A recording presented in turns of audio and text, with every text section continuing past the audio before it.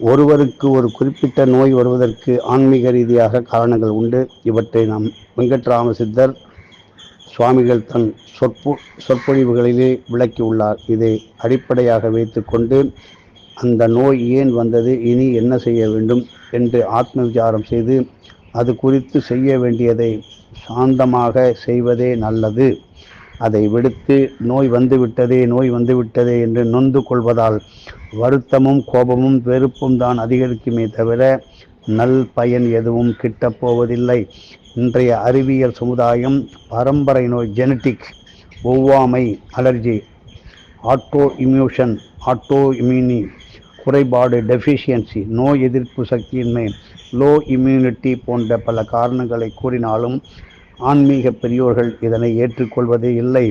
எடுத்துக்காட்டாக, ஒரு குறிப்பிட்ட நோயானது பரம்பரை நோய், ஜெனட்டிக் என்று கூறினாலும் ஒரு குடும்பத்தில் பிறக்கும் எல்லா குழந்தைகளுக்கும் வருவதில்லையே. ஏன்? சர்க்கரை நோய், டயாபெட்டிக்ஸ் இன்று மிகவும் பரவலாக இருந்து வருகிறது. மூலிகைகளை கொண்டு இதனை போக்கும் வழிமுறைகளை கூட நமது வெங்கட்ராம சுவாமிகள் தி ஆயுர் தேவி மகிமை என்னும் புத்தகத்தில் அருமையாக 30 ஆண்டுகளுக்கு முன்பாக அளித்திருக்கிறார். முழு நம்பிக்கையோடு அதை பின்பற்றி நல்ல குணம் பெற்ற பல அடியார்களும் உண்டு. ஒவ்வொருவரும் உணவுக்காக அரிசி மணி மூட்டைகளை வாங்குவது உண்டு. தார்மீக ரீதியாக அதில் ஒரு காரியம் இருக்கிறது. அந்த அரிசி மூட்டையில் ஒரு பங்கினை எடுத்து அருகில் உள்ள கோயிலுக்கு அளித்திட வேண்டும். மற்றொரு பங்கினை எடுத்து அன்னதானம் செய்திடல் வேண்டும். 3வது பங்கினை எடுத்து பட்சிகளுக்கும் பிராணிகளுக்கும் அளித்திடல் வேண்டும். மீதம் உள்ள அரிசி மணிகளையே தனக்காகவும் தனது குடும்பத்திற்காகவும் பயன்படுத்த வேண்டும்.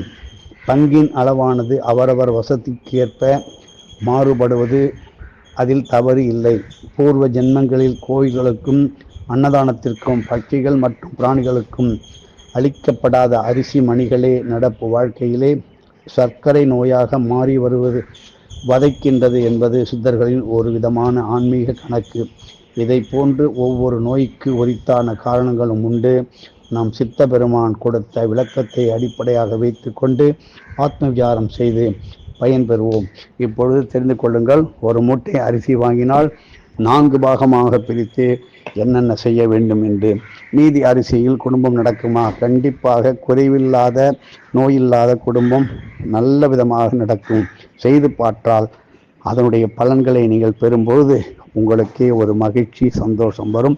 இதைதான் ஒரு காலத்திலே நமது காஞ்சி மகா பெரியவாள் கனிந்தகனி பிடி அரிசி தானம் ஏற்படுத்தினார் நமது வாத்தியார். அதைவிட இப்பொழுது காலத்திற்கு ஏற்றவாறு சற்று சீர்படுத்தி கொடுத்து வருகிறார். எதுவும் என்னுடையதல்ல, அனைத்து உன்னுடைய அருணாச்சலா.